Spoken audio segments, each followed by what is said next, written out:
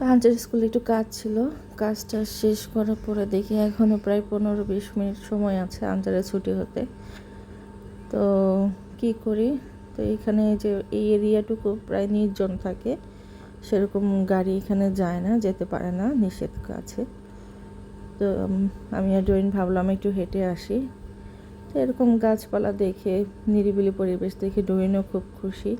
সে এক একটা গাছের কাছে যে দাঁড়াচ্ছে আর বলছে, আম্মু আমাকে ছবি তুলে দাও। তারপরে এই যে ফুল গাছগুলোতে ফুল ধরেছিল, সেই ফুল তুলতে যাচ্ছে। ছোট মানুষ তো বোঝে না, তো আমি বারবার নিষেধ করছিলাম। তো এখানে সুপারি গাছের কিছু কাঁচা আবারতি সুপারি পড়েছিল, ডোরিন সেগুলো তুলে নিয়ে দেখাচ্ছিল যে আম্মু এগুলো কী, ও তো কখনো সুপারি দেখে নেই এরকম, বা চিনেও না। তো এই যে, তো সামনে দেখি যে এখানে ট্রেনিং হচ্ছে, সেটাও কিছুক্ষণ দাঁড়িয়ে দেখলাম। তো ভালো থাকবেন।